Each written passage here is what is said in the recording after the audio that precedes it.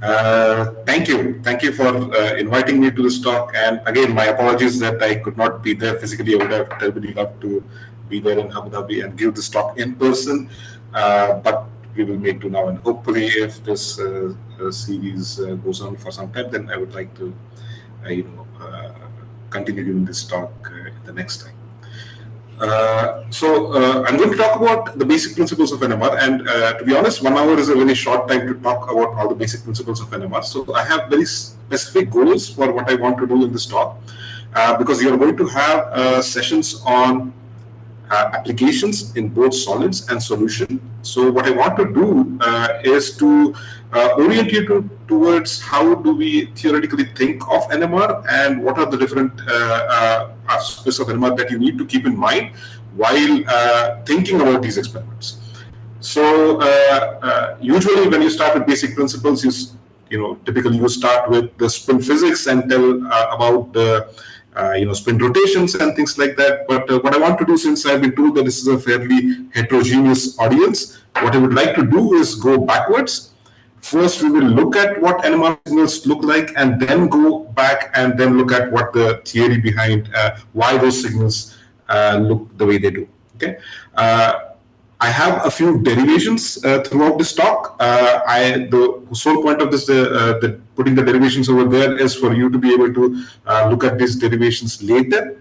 I'm not going to walk through the entire derivations, but I will share both the presentations and this video is being recorded. So at a later point, if you want to really see how these things are derived, then you can walk through those derivations, and that will hopefully make things a bit more clear. Okay, so let us start with an NMR data before. And this is an NMR, a simple 1D proton NMR spectrum for cyclosporine. Fairly complicated molecule, not that complicated if you really ask me, but it's you can see that there are multiple peaks that you will see in an NMR spectrum. And depending on the type of the proton that is present, if it's an amide one or maybe some aliphatic proton, you're going to get resonance at different frequencies. If you look at the raw data, which is the time domain data, you will see that it looks something like an oscillation which sort of decays over time. What this raw data is a combination of multiple frequencies, and in this case, you will see that there are hundreds of frequencies over here. However, if you need to think of this data in a much more systematic way, maybe we should just look at a single peak. In this case, this is a single peak for water. And if you look at the raw data out of this single peak, you will see that there's an oscillating component. There are two different oscillating components. One we will call the real and the imaginary, and this terminology over here for real and imaginary we will see in a bit. But the form of this spectrum is of this data is very, very simple. It's a simple oscillating sinusoid. In this case, the real part looks like a cosine, and the imaginary part looks like a sine or a minus sign, right? So it sort of goes down over here. So if you want to sort of model an NMR data set, then the simplest model would be a data where you have both a real part and an imaginary part, and both of them are oscillating at a certain frequency. So if you know a bit of Python, you can really very quickly, kind of model the signal as a function of time as an exponential of I omega t, where I is the imaginary number, the square root of -1. And this is how it will look like. So you will have the real part, which starts at 1 and then oscillates. That's the cosine, plus I times the sine part, which if you just plot the imaginary part, it will start at 0 and then oscillate.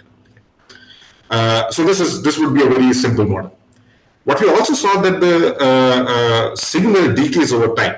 So in order to model that part, what you would sort of put in over here is a decay R. So instead of the signal remaining constant over time, it will slowly decay all the way down to 0. And it decays at time infinity to 0, technically, but very quickly in most of the cases, in a few seconds or sometimes even in a few tens of milliseconds, this signal can decay to almost 0. The way you put that is instead of having just an exponential of I omega t, you have a negative sign over, you basically have minus R t, where R is the rate at which this relaxes. This number over here that I'm putting over here is just 3. So this is a real number. It's not a complex number. It's a real number. Many times you will also see is that the real part and the imaginary part don't need to start exactly at 1 and 0. They might start at slightly different places than before. So your signal would have an additional component which we will call the phase. Okay, so you see that the this phase over here is an imaginary number. In this case, I am putting a phase of I into pi by 3. So you'll see that the cosine part is starting slightly less than 1, and the sine part is the imaginary part is starting at again slightly less than 1. It's not starting exactly at 0. So once you have something like this, you can define. So this is a very, very simple way in which you can sort of model an NMR signal. Of course, this is just a single signal. What we saw that the cases were much more complicated. We had hundreds of signals over here, right?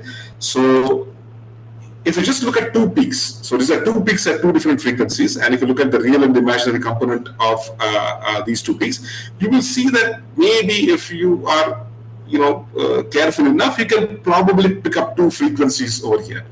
But things start getting really complicated once you start introducing more and more peaks. So for example, for 3 peaks, you will see that you have some oscillations, and again, if you are careful, you can sort of notice that there is maybe one high frequency component over here because there is a lot of oscillation that sort of seems to go faster. If you have 4 peaks, then you will say that, okay, maybe there's one high frequency component and maybe there is another very low frequency component. But this is no way to analyze this data, right? So we just looking at this kind of a data, you won't be able to tell what frequencies are there or even how many frequencies are there. Unless I told you there are 3 peaks over here, you might not be able to even tell that there are 3 peaks over here. So in order to really tell how many peaks are there, what we do is usually take a Fourier transform. These are the formula for a Fourier transform, and we will come back to that in a minute. But what it effectively does is change the x-axis over here, which is the data in the time domain, to a frequency domain. Now, I must say at this point is that these two data sets are completely equivalent. So if you have one single frequency over here, one imaginary part and one real part, what you will get is a peak at the frequency at which this signal is oscillating. Since the time domain data has a real part and an imaginary part, its frequency domain data also has an imaginary part. If you plot the imaginary part, it will look like this dispersive peak, which is frequently what you see in NMR spectrum. So let's look at why these functions are the way they are and sort of get an intuitive idea of how we are converting this time domain data into a frequency domain data. What we have are two parts over here. So this f of n is the function that you have, is the time domain data that you have that you have plotted in blue over here. And in most cases, we are going to be dealing with a digital data set, so you don't really collect the data in a continuous manner, but you sort of collect it in a digitized manner. We are multiplying this our entire data set by a function which is an oscillating function, and the frequency of this oscillation depends on this parameter k. So when k is 0, this entire number just goes to 0. So this is just a constant, which is 1. And you can imagine if you multiply this function by this function and add up all the points together, what you will end up getting is a complete 0, right? Because this function goes from -1 to -1. And so if you multiply it by 1 everywhere, then the sum of, it's just the sum of all the points that are over here, which means that if you sum of all the points over here, which you basically get a 0. If this k is, for example, 2, then that's some small frequency over here. And again, sort of you have to trust me that if you multiply this red curve with this blue curve and then sum up all the points, what you will end up getting is again a 0. The only time this will not be equal to 0 is when this frequency matches up. So when this k is such that this frequency is exactly the same as the frequency of this oscillation, that's the only point when this matches. You can sort of in a real and imaginary manner, so you can sort of cycle through all of these k values and figure out where the frequency matches. And what you will see is that this function over here that we will have, f of k, will remain completely 0 for a very, very long time for pretty much every single frequency, except when this match happens, and then you will get this big peak over here. Okay, it has to be matched for both the real and the imaginary part. Only then will the function add up. If it adds up only for the real and not for the imaginary, then the function will sort of not. So what we are doing with this function is we are searching for a frequency match in the real and the imaginary channels, and then we are sort of getting this. However, there is one point over here in the initial part. So if I just wait for a bit, in the initial part also there should be some matching that is happening, right? But we don't see that. So why is that? Let's say we do not have the imaginary part at all. If we do not have the imaginary part at all, then there will be two frequencies at which this matches. Okay, so there will be something near zero over here, and there will be something that is slightly away from zero over here that this matches. Okay, so technically, if we only the cosine modulated part, then we will get two frequencies. What we will have if we collect both the real and the imaginary part is that this will be reduced to only one frequency component, and this sort of tells us the sense in which the signal is rotating. Either it is a plus frequency or a minus frequency, and this is typically called a quadrature detection, in which we collect both the real and the imaginary components on the spectrometer while we collect the signal. That's why even though our signals are oscillating, we get only one peak per frequency and not two, which is what we would expect from a simple Fourier transform. Our signals are decaying, so we should also understand how the signal changes when the rate at which things decay changes. For example, you have a signal that is decaying very, very slowly over here, and you can sort of see that this signal is very, very sharp. The functional form of the signal, so the Fourier transform of a decaying sinusoid, is a Lorentzian function, which is given by this formula. X naught is the frequency at which this maximum of this function is reached. So that's the position of the frequency. And this lambda, capital lambda over here, is the line width of this peak. Okay. One thing you will notice is that if the function decays much faster, then the line width is much broader. And you can see that very clearly over here. So this function over here is decaying much broader than the function that's over here. So this peak is a bit broader. And this function is decaying very, very fast, which means that this peak is extremely, extremely broad. The other thing that you will notice over here is the y-axis. So this is 300 over here, while this is just 4, which means that the height of this Gaussian is of this Lorentzian is also dictated by how fast this peak decays, which is understandable because what will happen is that if the signal decays kind of fast, you are going to have a very sharp position over here. So the entire intensity is concentrated in one point, so that point becomes very, very sharp. However, this frequency, if this frequency is sort of separated over a large frequency range, the only thing that is conserved is the integral, this entire signal, which means that our peak height is going to have to decrease. And the peak height is in fact given by 2 over pi lambda, pi gamma, which is, in this case, the gamma is the width of the line. So the higher the width of the line, lower is the intensity at this peak maximum. So in general, we would like to, in general, this decay that we will see over here is called transverse relaxation time, and we will see what that is in some of the future slides. But the entire, most of the time, what we want is our signals to decay very, very slowly. Because if the signals decay slowly, then we have the ability to distinguish between two signals that are not that separated in the frequency space. For example, if you have two signals that are decaying sort of fast, but they're separated only by a small amount, then you will see that both the signals are very, very broad, and you will get only a single broad line.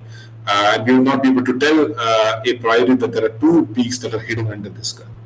However, if the signals decay at a much slower rate, then you can see that at some of the later points, the intensity of the two peaks are much different from one another. So this Fourier transform will pick up the two signals as separate peaks. And of course, if your signals decay very, very slowly, then you can see that there are multiple points over here where the signals are different from one another. So you can sort of pick up two different peaks over here.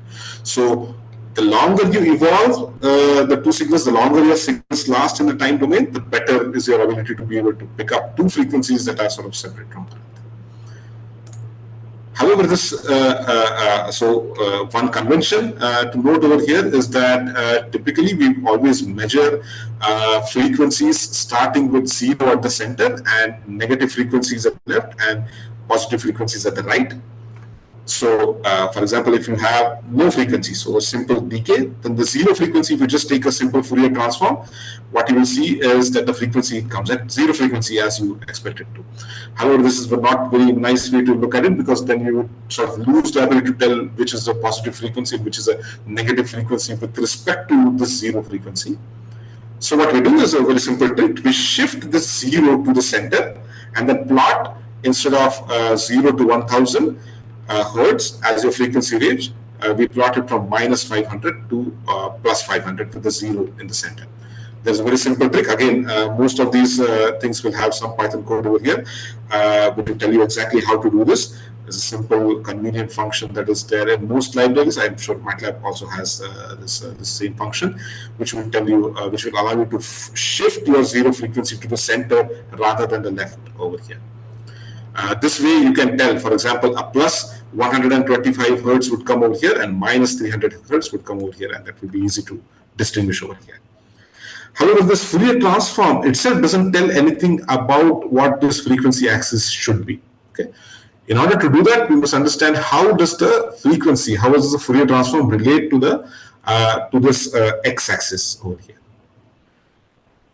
In principle, you could do a lot of different things. You could change your Fourier transform function so that instead of going from zero to some frequency, it goes to zero to twice that frequency. So what I've done is over to change this this 2 to just this 4 over here.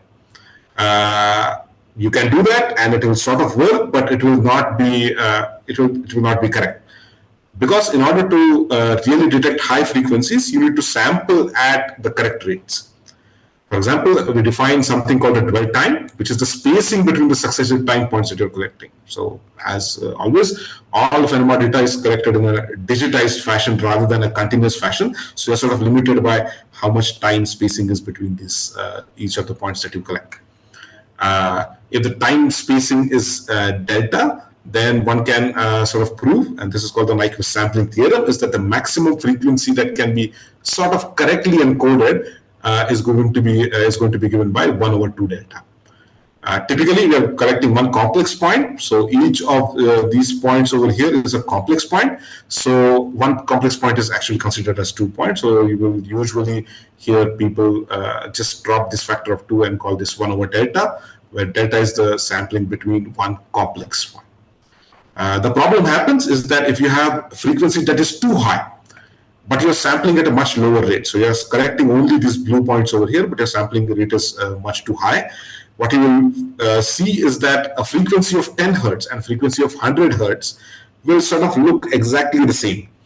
Even if the fact is that the 110 hertz, which is a much faster oscillation, which is shown in gray over here, has to be acquired at a much higher dwell time. So a 10 hertz frequency will look exactly the same as 110 hertz. So you have to be sort of careful about how you sample your frequencies. This is much more clear over here. So for example, if you have a frequency of 150 hertz, you will get a peak over here. If you have plus 400 hertz, this peak will come at 400 hertz. Oops.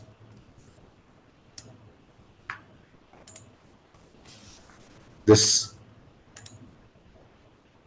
peak at 400 hertz will come over here.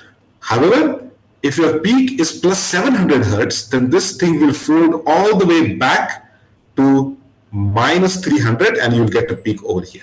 So you have to be always careful about how, what is the maximum bandwidth sort of you can cover, what is the maximum signal range that you can cover, because there is in general no good way of distinguishing whether your peaks are folded or not. You sort of need to know what your entire frequency range is. In order to plot the correct frequency axis, again, there is a code over here in Python, which will tell you exactly how, if you have some maximum acquisition time and some number of points that you're collecting over here, how to convert this x-axis into the correct frequency range. That will tell you what the correct frequency range is. The last thing that you saw in this entire in the data that we saw was noise. And this is the most important. I mean, this is very important in order to understand what kind of signal to noise ratios we should expect. Okay, so the noise distribution in almost all NMR experiments will be white noise, which will mean that it will have sort of a normal distribution, a Gaussian distribution, and then you can use the standard deviation of this noise which is the width over here, as a measure of how much noise you have in your spectrum. So typically you don't do one NMR experiment, but you do n NMR experiments, some 5, 10, 20, 1,000 different independent data sets, and all of them will have different noises, but they will have the same effective noise RMSD. So when you add all of these n independent data sets, of course your signal goes up by a factor of n because the signal is constant in every data set that you collect, but your noise goes up only by a factor of square root of n. Okay? So when you add n independent data sets, the signal to noise that you can expect goes up by n, which is your signal, divided by square root of n, which is how much your noise goes up by. So by square root of n, which means that if you need twice the signal to noise, you need to acquire 4 times as much, as many data sets. If you need 4 times as much signal to noise, you need to acquire 16 times as much data. So that makes NMR, the improvement in the signal to noise in NMR kind of difficult. There are many different ways in which this can be done, and I believe Asif is going to talk about dynamic nuclear polarization, which will sort of enhance the signal to noise. You can always try and reduce the noise, of course. There are ways to do that. The principal way among these is to use something like a cryoprobe, in which your electronics is completely cooled to liquid helium temperatures, so that this noise level is much low. All right, so this is what we can model from a simple NMR spectrum. But the question remains is that where do you actually get this signal from? We need to sort of go in depths of quantum mechanics to really understand where the signal is coming from. But what I'm sort of going to give right now is an overview of how to think about this. So in quantum mechanics, of course, you have the Bohr model and the Sommerfeld model, which already told that the levels must be quantized. These were very simple heuristic theories that sort of tried to explain experimental data, and then they tried to devise everything in terms of a principal quantum number, and then the Sommerfeld model tried to extend the Bohr model in terms of the orbital and the z component of the orbital quantum number is both L and M. And while trying to prove these models experimentally, what people figured out, and this is the classic Stern and Gerlach experiment, which tried to prove that indeed there is quantization of the angular momentum. It's a very classic experiment. I will not go into the details of this, but Sakurai, the textbook of Sakurai is an excellent resource for trying to understand the varied details of this experiment. This is the original experimental data, where you can see that there is a splitting in 2 different directions in this inhomogeneous field, which sort of told that there is definite quantization of this vibration. However, the original experiment that Stern and Gerlach devised what was interpreted in terms of an orbital angular momentum. And this is, of course, electrons that you are firing over here. So this is electron in an silver atom. So it has only one unpaired electron, and what you are seeing is sort of the spin of this one unpaired electron. But when this experiment was first designed, it was designed to detect the orbital angular momentum. However, it was later interpreted as the spin angular momentum. And this is primarily due to the work of Uhlenbeck and Goudsmit, which showed due to the Stern-Gerlach experiment, as well as some of the nice experimental data from Sommerfeld, as well as the theoretical contributions of Pauli, that there must be another spin degree of freedom. It's not just an orbital angular momentum, but what they concluded that the electron must be rotating. Okay? And if it's a rotating electron, then that will generate an angular momentum and a magnetic momentum, which is quantized. Okay? And it's either pointing in a direction that is either towards the field or against the field. However, this rotating electron has a lot of problems. This interpretation of rotating electron has a lot of problems that it's very difficult to justify this theoretically. One of the principal objections was that if you now try to actually calculate how fast this electron must be rotating, it turns out that this electron must be rotating at something like 10 times the speed of light in order to really give that kind of an angular momentum. So it's not physically realistic that the electron is actually rotating. But the spin physics looks exactly like a rotating electron. And the correct interpretation is, of course, given by Dirac and Eugene Wigner later on. based on some relativity corrections to the wave function of the electron, but we're not going to those details. All we sort of need to know is that the spin sort of looks like a rotating electron, but comes from a completely different picture. The nuclear spin, on the other hand, is a completely different beast. The electron is a fundamental particle. It's not a composite particle, but nucleus is a composite fermion.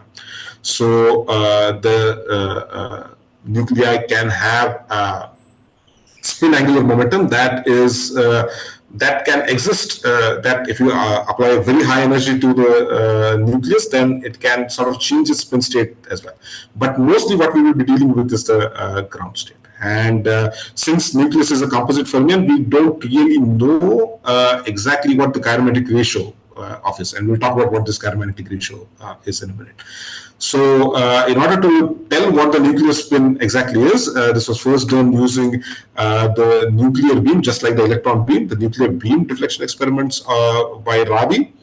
And then the same technique was then adapted, the resonance technique was then adapted by Bloch and Purcell to detect NMR signals from bulk samples, not just nuclear beams, but bulk samples by Bloch and Purcell in the 1940s.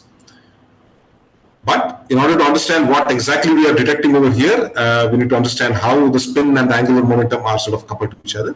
So for, again, our purpose of a very classical treatment, the spin is just a magnetic moment. And it turns out that the angular momentum and the magnetic momentum point in the same direction by the virtue of this Wigner-Eckardt theorem. Okay? It's only a proportionality constant that relates these two, and this is called the gyromagnetic ratio. For the electron, this gyromagnetic ratio is theoretically calculatable because it's a fundamental particle. It's not a composite fermion. But for the nuclei, this gamma has to be experimentally determined. You can sort of do some theory and try to predict what this gamma should be, but in most of the cases, this is going to be experimentally determined what this gamma is. The magnitude of this angular momentum is going to be given by the spin quantum number I, which can be, in the case of spin half, this I is just going to be 1/2. What happens in the magnetic field is that by virtue of this angular momentum, you have two different spin energy levels. One is B naught, when B naught is 0, these two are just degenerate, whereas when you have some B naught field, this splits into two different energy levels. This is, of course, related to the gyromagnetic ratio. So the frequency, the energy difference between these two levels. In NMR, we normally like to talk about frequency difference between the levels. It's just going to be related by the factor of h bar over here to the energy difference between these two levels. The gyromagnetic ratio for a few different nuclei is denoted over here. So the larger the energy difference, the larger the gyromagnetic ratio, the larger is the splitting over here. And for a proton, this is the highest stable nucleus, so it's about 42 megahertz per Tesla. So if, for example, if you have 10 Tesla magnetic field, then this is about 420 megahertz, which is what typically your small magnetic fields typically are there for our experimental setup. You'll notice that the electron has a very, very high gyromagnetic ratio. And this is something that will come in use later when you think about the TNP. This is almost 600 times higher over here. Why does this matter?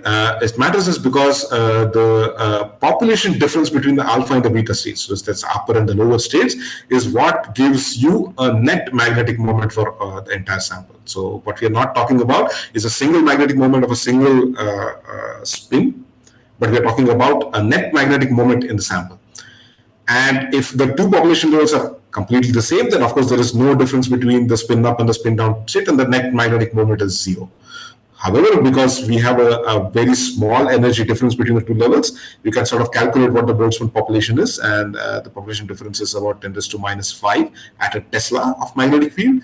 Of course, if you just make this as 10 Tesla, it doesn't really change that much. Of course, there is a significant change, but not in any significant way, at least to make a change on this particular scale. So you see that this NMR and EPR over here are at the lower end of the entire frequency range for most of the different forms of spectroscopies that you see. So that is inherently why NMR signals are sort of so weak. Once you have this net magnetic moment, then you can apply a very classical method to try and understand what happens to this in magnetic field. For example, we have rotating magnetic field. We have a magnetic field in this direction and a magnetic moment in this direction. What Newton's second law for rotation tells us that there's going to be a torque that is going to be applied on this magnetic field, on this magnetic moment, and then we can have an equation of motion of how this magnetic moment changes as a function of time depending on the initial value. For a simple case of a static B field in only the z direction, you can quickly simplify into three different simple differential equations, which will tell how the x, y, and the z component of the magnetic field of the magnetic moment changes as a function of time. And if you solve these equations, you will get a very simple Ix. The x component goes as the cos of omega t, and the y component as sine of omega t, while the z component remains constant. And the direction of this rotation is given by the sign of this gamma, which can either be positive or negative. So this cosine and sine over here are nothing but the same cosine and the sine that we saw when we sort of modeled our NMR signals. So the x and the y components are nothing but the real and the imaginary components of your signal that we had modeled. We can do one more trick. So instead of doing all of this, solving this differential equation, laboriously, what we can do is a frame transformation in which our frame is itself rotating at the Larmor frequency. Okay, so this is the angular frequency in which our frame is rotating, and if you do this frame rotation, what you will get is this equation, where we will sort of see that the magnetic moment. The angular momentum is changing in this frame at a rate that's proportional to now gamma times I times B plus this additional factor omega by gamma. Now, if you choose the static magnetic field and the angular frequency of the frame such that this omega is equal to minus gamma times B naught, then we will see that this basically goes to 0, and then there is no change in this particular frame. There is no change in the way the magnetic moment is processing. If there is no change in this rotating frame, that must mean that our magnetic moment is rotating at the frequency which is equal to omega times gamma. Okay, so that's another way to just prove the same exact thing, that the effect of the magnetic field is a rotation in the net magnetic moment that we see, and that is exactly what we did. This trick allows us to do slightly more complicated things. For example, instead of just a static field, you could have a static field and an oscillating field in the B1 direction. If you have this, then you can very quickly derive how the magnetic moment is going to change in time.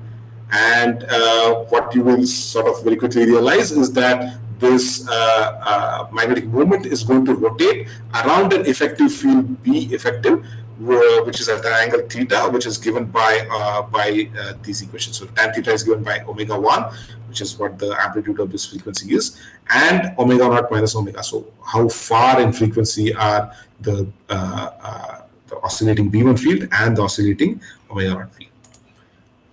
If you now try to calculate what will happen as you move closer and closer to the Larmor frequency. So for example, if the at an omega, sorry, it should be omega naught of 100 hertz.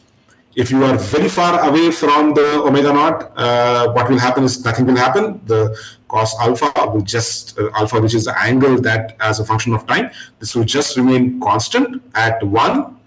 However, as soon as you are going very, very close to the frequency, when the difference between these two becomes very, very small, in fact, when it becomes 0, this will oscillate all the way from 1 to minus 1 and back. Okay, this is what is effectively called resonance. So only when the frequency, the oscillating frequency of your B1 field is equal to your Larmor frequency, will you actually change the way the field is oscillating. Okay, if it was if those are the only things that were present, then this would be very simple. All you would see is an oscillation, and this oscillation would be directly sort of proportional to this how high is the amplitude of your omega 1 field. However, NMR is much more complicated than that. You have not just B naught, an external field, and the RF field, you also have internal spin interactions, which you sort of divide into two parts, either the magnetic spin interactions or the electric spin interactions. For a single spin, there are two interactions that you need to worry about. One is the chemical shift and the spin rotation. Spin rotation is generally very, very small, and for most practical purposes, we'll just ignore this part. But the chemical shift is, of course, very, very important. And you also have to consider pairwise interaction between two spins. So there are two things there, either the dipole-dipole coupling or the scalar and the J coupling. Dipole-dipole couplings are large in magnitude, 0 to 20 kilohertz typically in a typical sample. Scalar couplings are much lower, 0 to 150 kilohertz for a typical, let's say, protein sample. Quadrupole couplings, of course, are much, much larger, can be even larger than the Zeeman Hamiltonian. For example, the iodine couplings are known to be in gigahertz. So this electric coupling, the electric part, the quadrupole coupling is, of course, a very rich source of information, but it's sometimes difficult to handle unless it's much smaller than the Zeeman Hamiltonian. So we are also going to ignore that for now. What we are going to talk about are the chemical shift, dipole couplings, and the scalar couplings. Before we understand how to try and understand all of these interactions from a theoretical point of view, what we need to do is have a quantum mechanical description of NMR instead of just a classical description where you have the magnetic moment. That is because now we are dealing with two spin interactions or single spin interactions where the bulk picture doesn't really come into picture, right? So it's a interaction that is there on a single molecule level that we are interested in. In order to do that, of course, we need to solve the Schrodinger equation that is appropriate for this system, and the Schrodinger equation is very simply given by this equation over here, where H tells you something about the Hamiltonian under which the system evolves, where psi tells you something about the state of the system. This is a deterministic equation, so it's not a stochastic equation. It's deterministic, which means that at least in special circumstances, you can sort of solve this accurately. You can solve this exactly. And the special case in this case is the case of the time-independent Hamiltonian. So the Hamiltonian does not change in time, it is not time-dependent. In this case, you can actually exactly solve this, and you can look at this derivation later, and there's some assumptions over here. But what you can sort of get is that the state of the system that's given by the Hamiltonian is given by this very simple equation, which is going to be the exponential of minus IH t, and you have some sort of a initial state of the system that you sort of need to start with. You can do the same for a time-dependent Hamiltonian, but you can't really solve this equation in this neat format. What instead you do is you chop up this time-dependent Hamiltonian into a series of time-independent Hamiltonians where the time step is very, very small, and then you can sort of use the same idea of doing this Taylor expansion to get this exact equation for even a time-dependent Hamiltonian. So what we need to start, in order to put our entire NMR basis into this Hamiltonian is, first of all, figure out how do we represent all of these interactions. So how do we represent this H over here? How do we represent the state of the system? And once you have the final state, how do you extract the detectable signals from this final state? And what we use in order to describe all of these three is the Pauli basis. And in this Pauli basis, we define the angular momentum spin operators for, in this case, I'm going to only deal with spin half, which are Ix, Iy, and Iz, which are just these simple 2x2 matrices. The way to think about these matrices is what happens to the Iz operator when you have an alpha and a beta state over here. So if you have an Iz, for an alpha state, you will get the eigenvalue 1 out, whereas for a beta state, you will get minus half. So plus half and a minus half out over here. These three angular momentum operators are related by the commutation relationships, which means that the commutator of Ix and Iy, which is Ix times Iy minus Iy times Ix, will be equal to I times Iz, and the cyclic ordering commutators of that, which means that the commutator of Iz, Ix will be equal to I times Iy, and the commutator of Iy, Iz will be equal to I times Ix. If you have more than one spin, so for example, we wanted to define the coupling between two spins, we will need to have this kind of an operators for not one spin but two spins. And you cannot represent two spins by simple 2 by 2 matrices. In fact, you'll have to go to 4 by 4 matrices, because what you will have is 16 possible combinations of states. So you have two spins S and I. The combinations are going to be, for some of the identity operator, the simple Sx, Sy, and Sz, or Ix, Iy, and Iz, which are the operators for each of these two spins individually, but also a combination of all of these. So Sx, Sx, Sy, Ix, Z, Ix, and so on. To represent this in a matrix form, what we'll have to do is take an outer product. That's a simple trick, to take an outer product that will allow you to represent, instead of just one alpha and one beta, you can represent it as alpha alpha, alpha beta, where the first coefficient over here stands for the first spin and the second one stands for the second spin. You can represent 16 different operators in this format. So you have the identity operator, which is given by this. And then you have the states Iz and Sz represented over here. If you carefully evaluate this, you will very quickly realize is that this is nothing but simple Pauli basis for the two spins.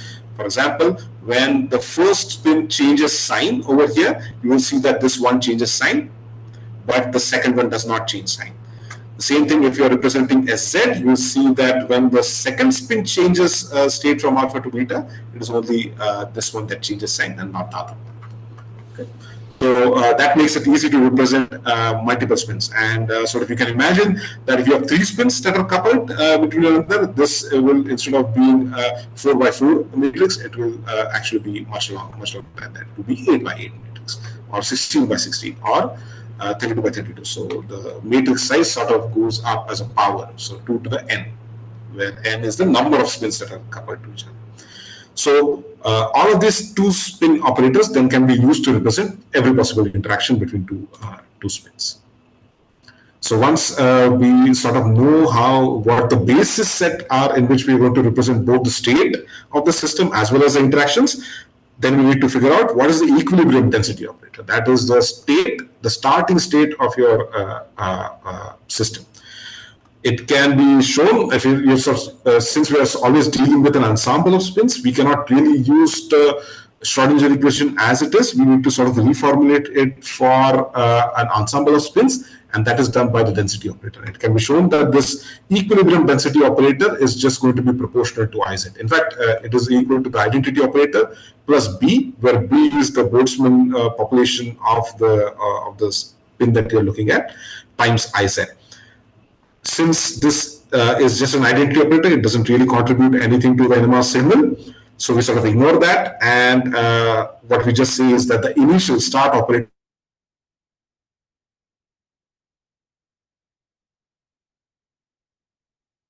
is going to be proportional to Iz. We need to also further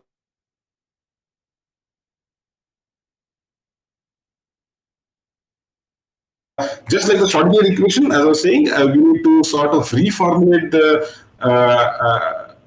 Schrodinger equation in order to deal with the density matrix instead of the a simple wave function. And that equation is given by the Lowell Born-Neumann equation, which is given by this equation. What we can prove is that for a time-independent Hamiltonian, that is when this H does not depend on time, the solution to this is given by a simple sandwich operation, which means that you take an exponential of this operator times your initial density matrix times the exponential with the plus sign of the same operator. This is rather trivial to solve in most cases, as long as you know what this Hamiltonian is and what you know this density matrix is. Let's say now in most of the cases, this sandwich operation will look like a rotation.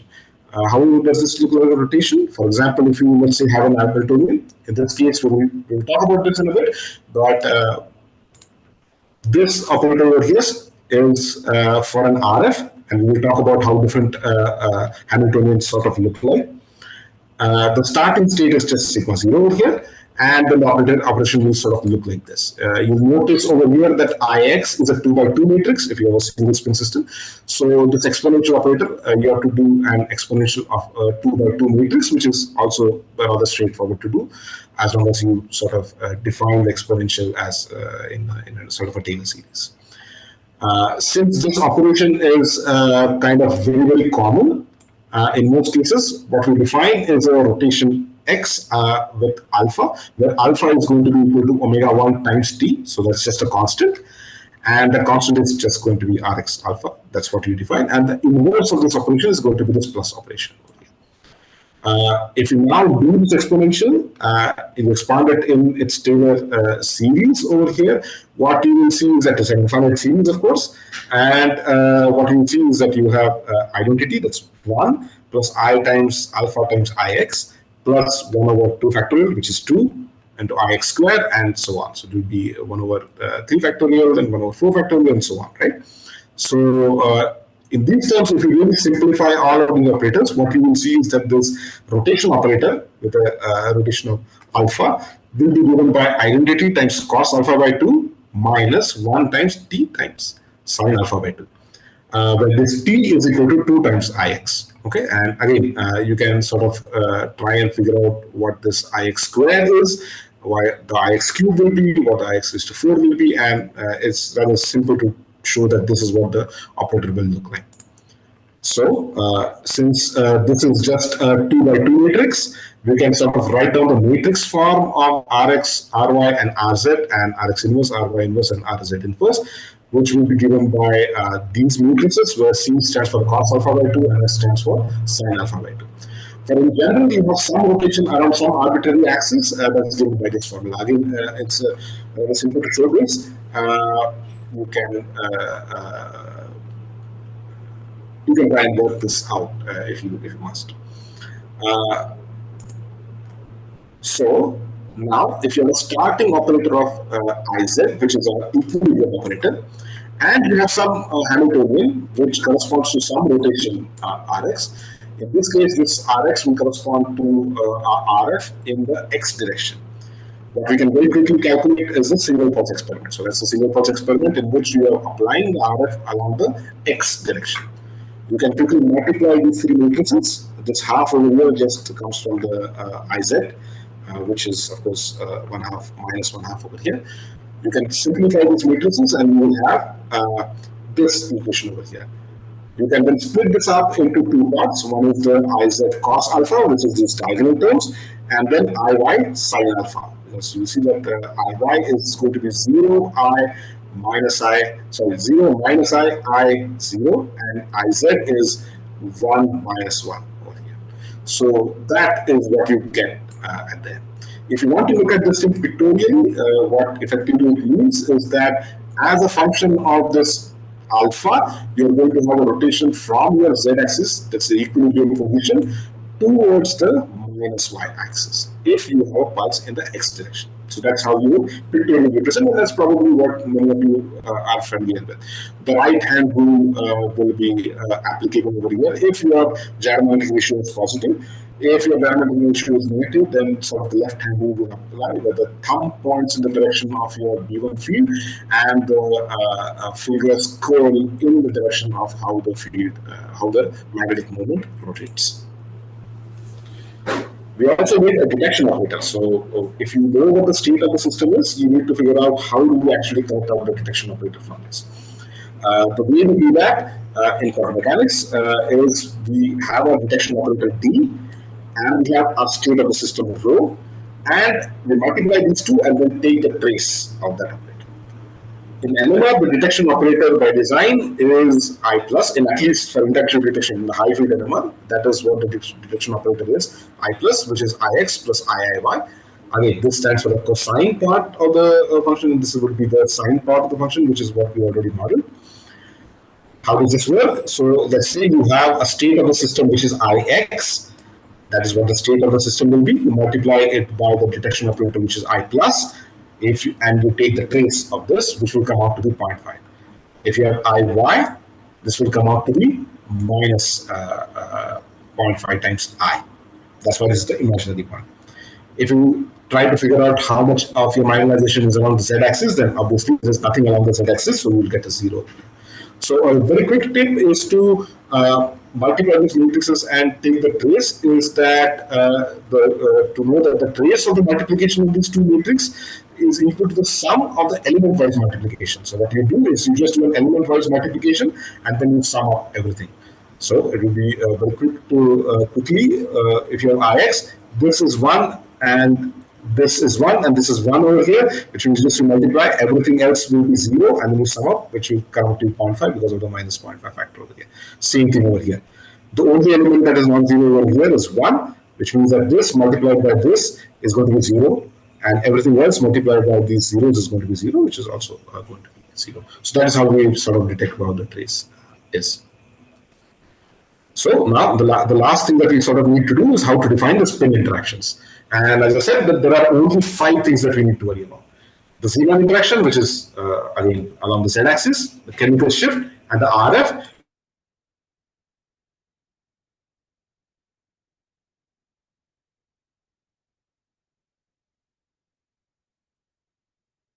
The spin part and some sort of magnetic field part. So this is okay place to start, right? Yes, sir. All right, perfect. So this tensor that sort of links the spin and the magnetic field part would be your interaction tensor. It can be the Zeeman tensor or the chemical shift tensor or the RF tensor. Okay. If you are worried about spin-spin interaction, so for example, the scalar coupling and the dipolar coupling, then the tensor would again look exactly the same, except the terms that it is linking are spin 1 and spin 2. Okay. In general, this tensor can be completely arbitrary, so it's a 3 by 3 matrix. But what we can sort of do is represent this in a much more compact form. I am going to put up this thing over here just for convenience. So what you can sort of do is that you have some two things which can either be the spin or the space components or the field components. And C is the interaction tensor that sort of thinks it. It's in all the cases a 3 by 3 tensor. So that's a rank 2 tensor. You can sort of decompose this into a rank 0, rank 1, and rank 2 tensors. The rank 0 is just the scalar part, which is just a trace of the total tensor. You can have the rank 1 tensor, which is traceless, and it is antisymmetric. And this is mostly ignored in all of NMR experiment because it doesn't affect either the NMR spectrum or the relaxation. The rank 2 tensor is also traceless, but it is symmetric. And that is something that we will deal with mostly in NMR. So the isotropic part, which is the scalar part, and the rank 2 tensor, these are what we will deal with in the. So this is how it actually works, that if you have a tensor which is made up of arbitrary 9 elements over here, you can always decompose it into rank 0, which is again a diagonal part over here, rank 1, which is antisymmetric, and rank 3, which is sort of symmetric. If you now rotate this 3 by 3 tensor into some axis, what you will get is the rank 2 part will become diagonal, the rank 1 part will become just 0, and the traceless part will just become traceless because the trace is just invariant to rotations. So the question is, how do you rotate this tensor? So first, let's look at what this tensor actually looks like. So the first thing is the chemical shift. So you have the spin part and the space part. If you have the magnetic field in just the z direction, then this is just 0, 0, B naught. And this sort of reflects how the nuclear spin interacts with the electron clouds, interacts with the magnetic field via the electron cloud. If you simplify these matrices, what you will get is just 3 terms, which are Ix, Iy, and Iz over here, coupled to some constants, which we don't know a priori. What we generally deal with is extremely high magnetic fields. So this B naught in general is going to be much, much larger than all these numbers that are over here. So only the terms that sort of commute with this Zeeman Hamiltonian, which is Iz, are going to survive. So only the delta ZZ, Iz term is what is going to survive in the chemical shift Hamiltonian. So instead of dealing with this entire 3 by 3 matrix, when you multiply these things out, what we are going to be dealing with is only one Hamiltonian, which is a constant multiplied by the Iz Hamiltonian. Okay. The two things that you will note over here is that the chemical shift Hamiltonian is proportional to the field strength. Okay, let me go back. Proportional to the field strength, and it is also dependent on the orientation, because if you rotate this matrix, and we will see how to rotate this matrix, then the orientation will change. So this delta, the term that comes over here, the delta ZZ, will also change. So it depends on the orientation. That it depends on magnetic fields is extremely important. That's why people like to work with larger and larger magnetic fields, because more the strength of this interaction, the more is the dispersion of the chemical shift. So, for example, at a 500 megahertz, you will get these peaks sort of only partially separated. There are 3 different peaks over here, but if you go to 900 megahertz, these peaks will be sort of very well separated. That happens because the chemical shift interaction scales with the magnetic field, but the line widths remain almost constant. It's not really true, it won't remain constant with the field, but that difference is much smaller than the increase in the dispersion that you see.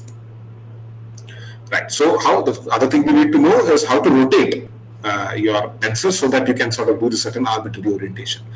For this, we use Euler rotations. The 3 Euler rotations are given by these 3 matrices, and if you want to rotate a 3 by 3 matrix at some Euler angles alpha, beta, and gamma, then we follow in general the Z by Z convention, which will sort of change this matrix C into another rotated matrix C. So you have alpha, beta, and gamma over here, and gamma, beta, alpha over here.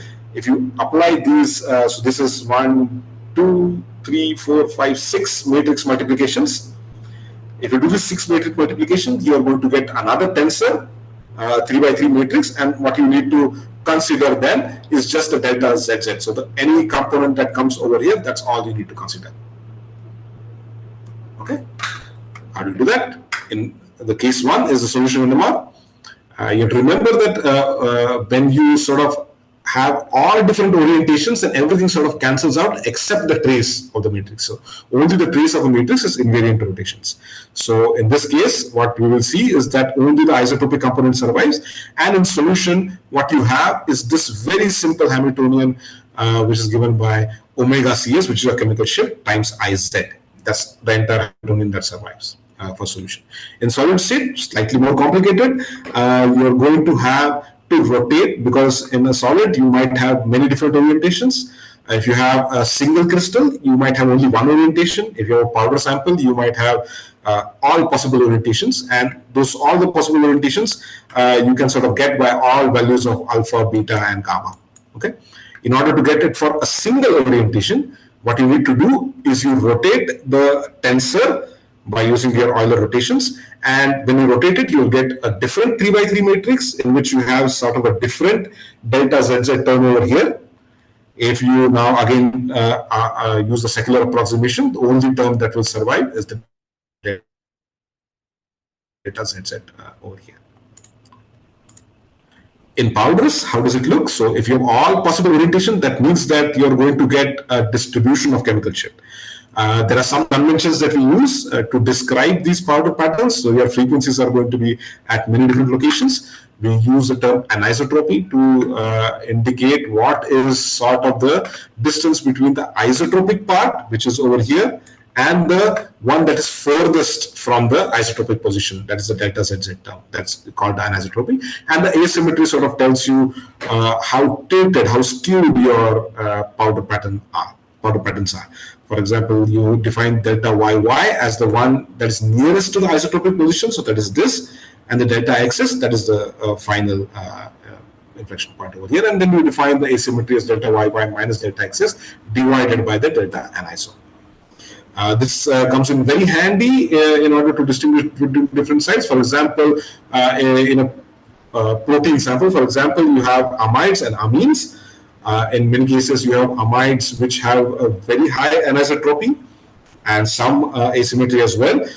So you get these powder patterns, but amines are generally more symmetric, so that asymmetry is not that high. So you sort of get something that looks like a sharp peak over here.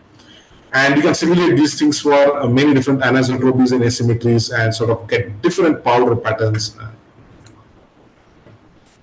Then we come to the scalar coupling. Scalar coupling is between two spins, right? So we have I1x, I1y, and I1z, and the I2 components over here, and they're coupled by just the scalar part. Now, technically, the scalar coupling is also exactly the same as the chemical shift. It has both an asymmetry and it has also an anisotropy. But for most of the cases that you will do in most standard NMR, both the asymmetry and the anisotropy are completely zero. So we only deal with the scalar part, that's called the scalar coupling. If there is some asymmetry, we sort of, if there is some anisotropy, we sort of incorporate it into the dipolar coupling most of the time, because that sort of looks the same dipolar coupling, which we'll see in a bit. But the Hamiltonian sort of looks something like this. So you have the J times I1 dot I2 term over here. So first of all, we will note that there is no field dependence and there is no orientation dependence, which means that this behaves identically in solids and in solution. Typically what will happen is that the coupling between the two different kinds of protons will appear as a splitting, and the distance between these lines is going to be the J coupling that you measure. So J coupling spectra can be fairly complicated, so you can have much more complicated splitting patterns than these, but at the end of the day what you will see is a split peak rather than a single peak at the chemical shift position.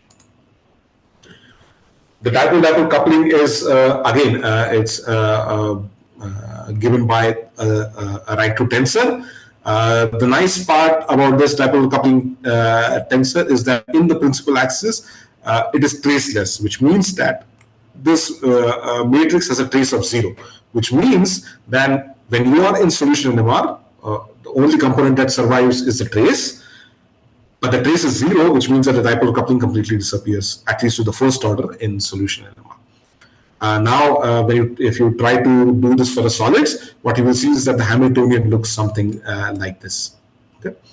Again, it is independent of the field strength, but depends on the orientation. And the only thing over here is that the anisotropy is zero.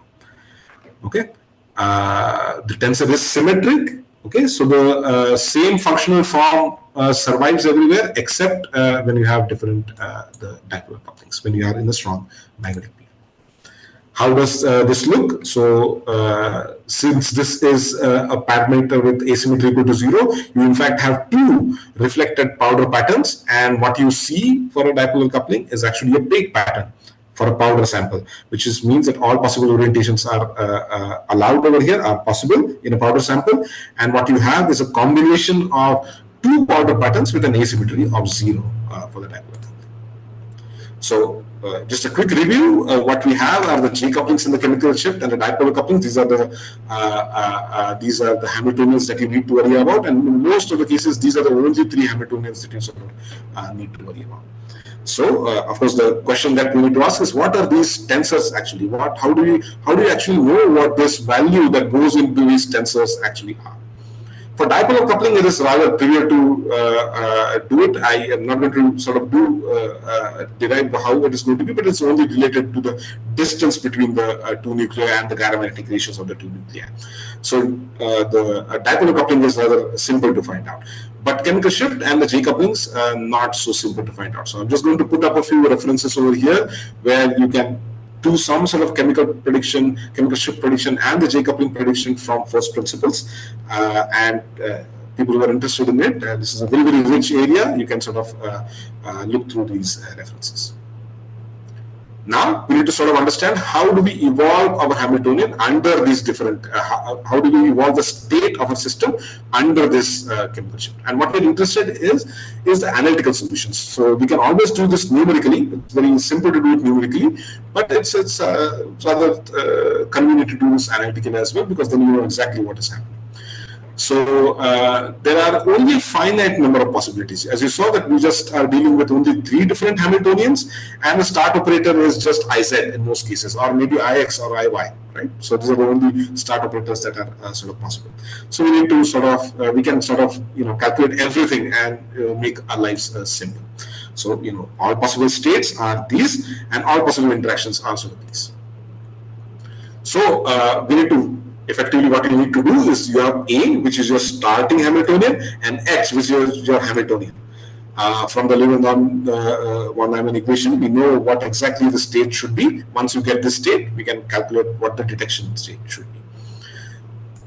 I will not go through this derivation, but assuming that you have three spin operators, H, A, and B, which follow these commutation relationships, you can show that this equation over here, you can sort of do a double derivation of this equation. You can show that this equation is of the form d theta by, it should be d2 theta by dy equal to minus y. And if the second derivative is the same as minus y, we know that the solution to this equation is a cos theta plus b sin theta.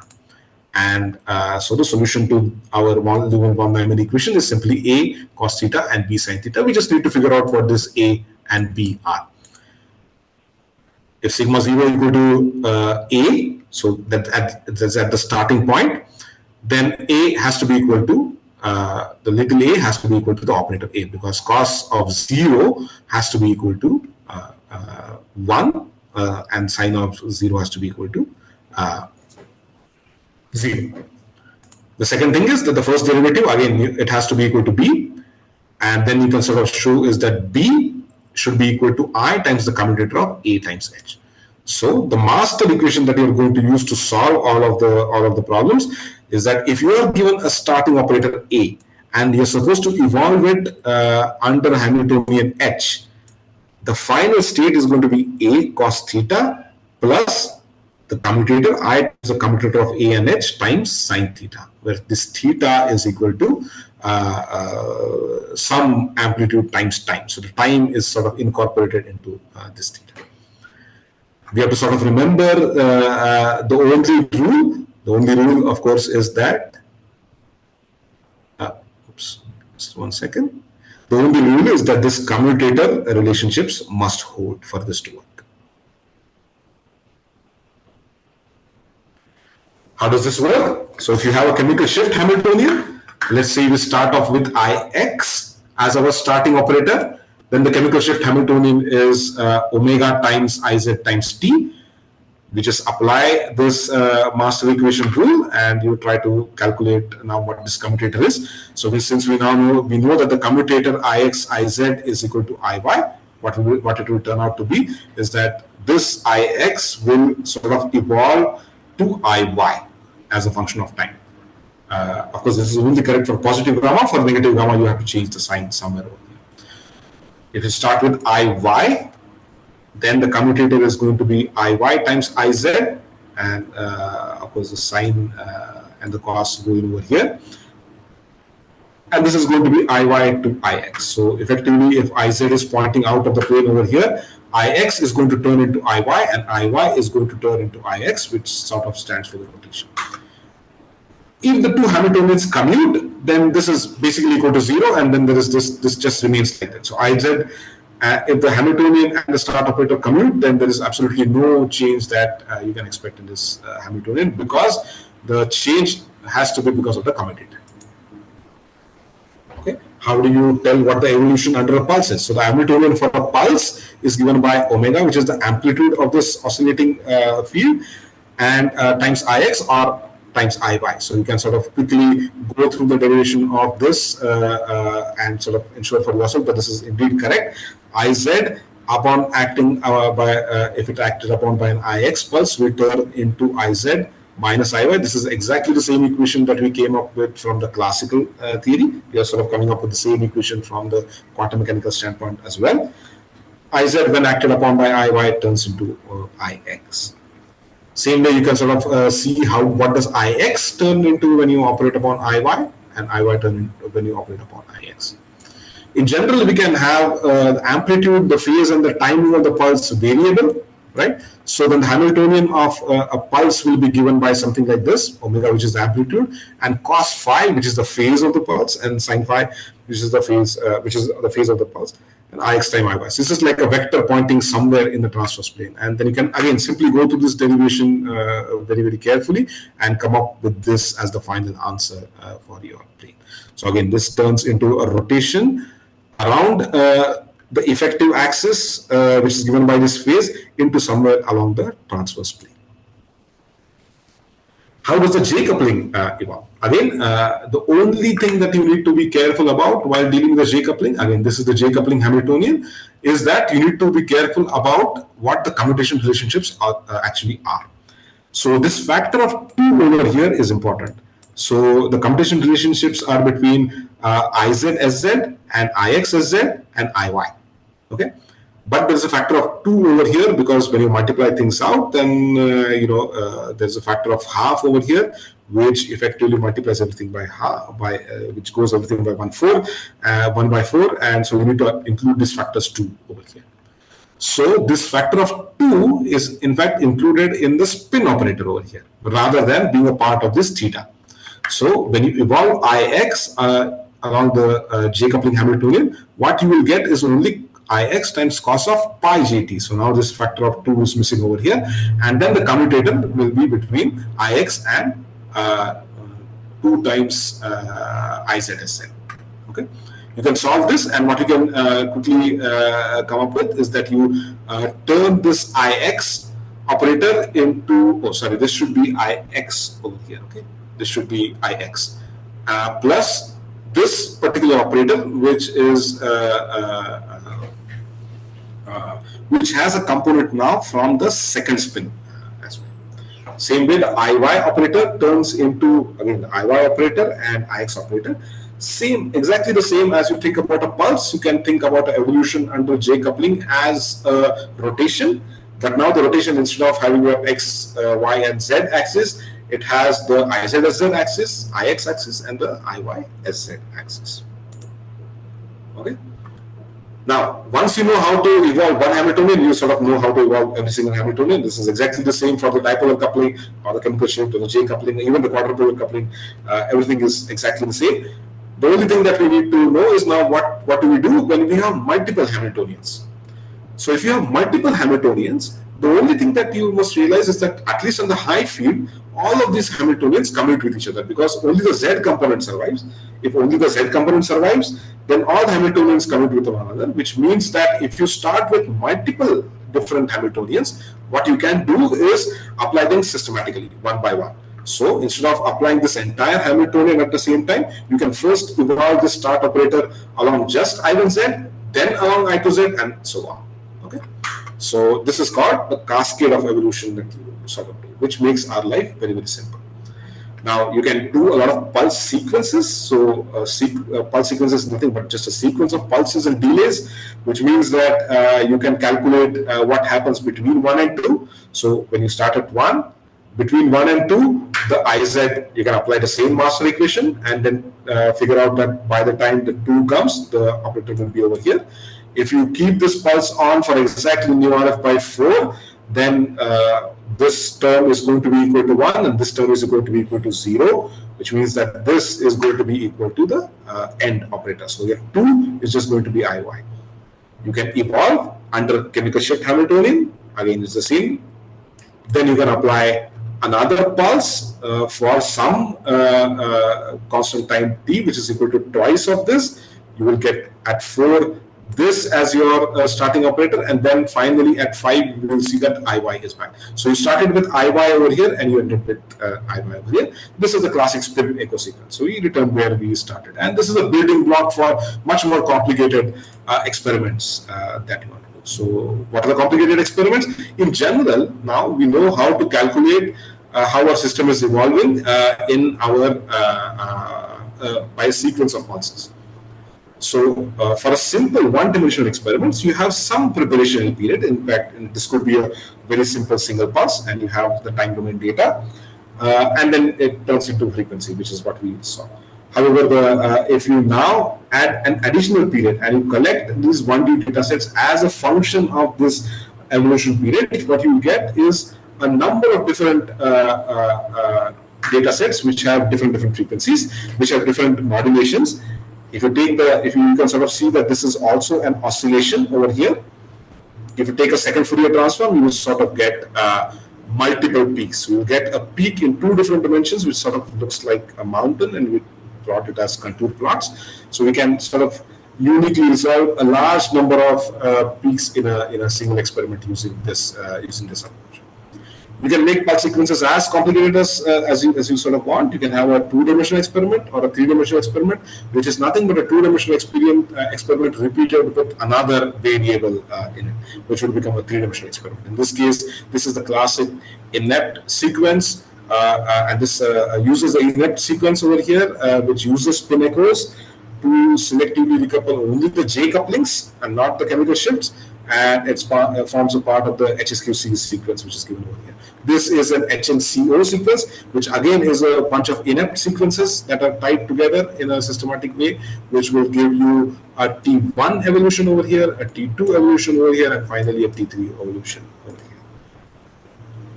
Solids is, so the last part that I want to talk, just the last few slides, is the solids, where of course if you have all sorts of orientations, then you are going to get a very distorted chemical shift. So you are in solution, when you only have the isotopic chemical shifts, you are going to get sharp chemical shifts for even a sample that is as complicated as a protein. But for something that is very simple, like a glycine, you are going to get a very broad chemical shift in solids. And there are two things that cause these broadenings. One is the chemical shift, and one is the dipole coupling. So our goal is to how to mimic this averaging process and get back this resolution.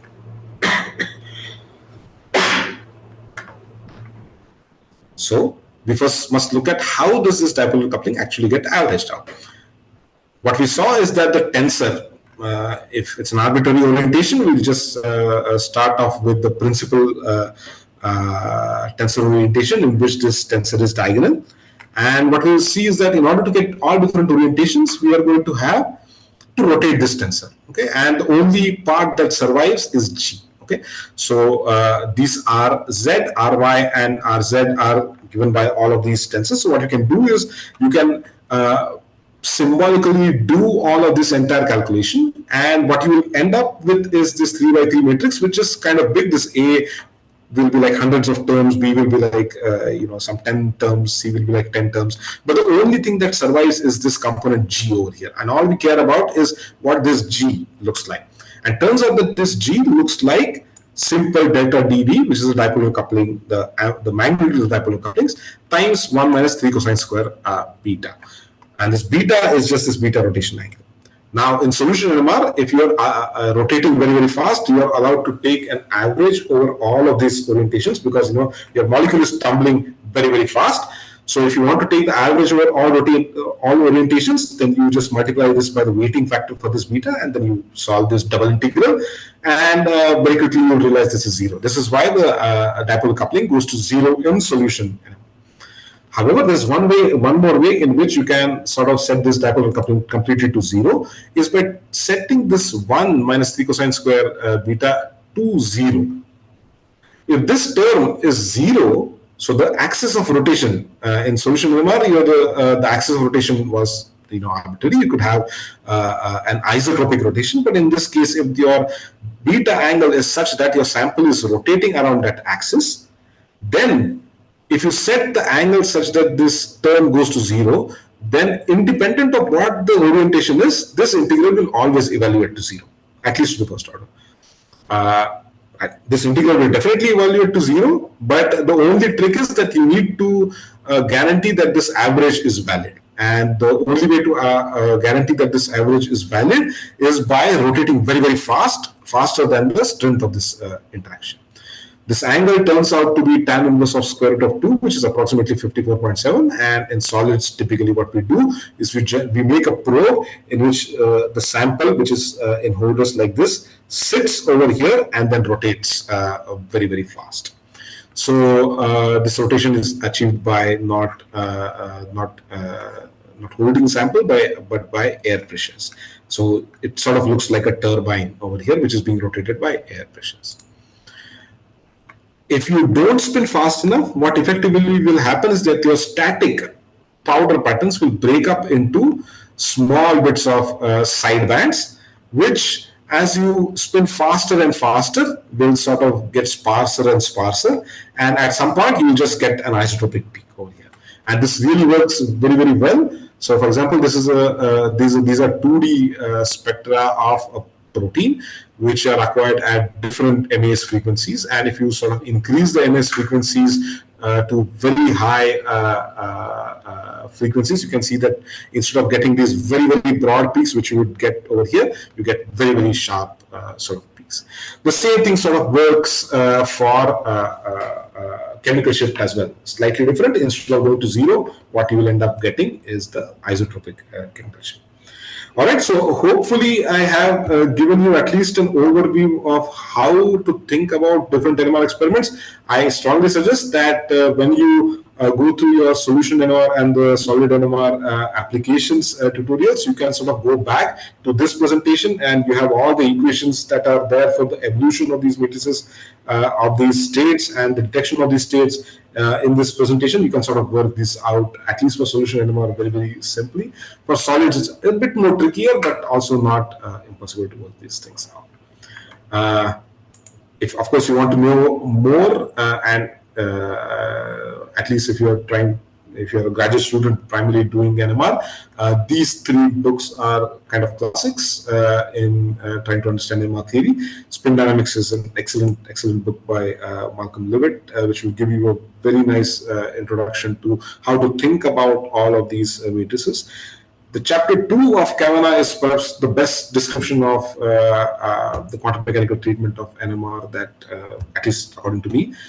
So that chapter 2 you can sort of look. If you are interested in solids in particular, then the principles of high resolution NMR and solids by Mehring gives you a very detailed coverage of all the things that are sort of possible in solid. So I will end over here. I am available for questions. If not now, my email address is there at the start for sure. The only thing I will sort of stop with is by sort of thanking the National NMR facility at TIFR Hyderabad and TIFR Hyderabad and DAE that allows us to do all of this nice, interesting work at TIFR. If you have any questions, I think I must be running really over time, but I can take a few questions. But if not, I'm happy to answer these questions either by email or later we can schedule a session, whichever way is sort of comfortable. So, and sorry for running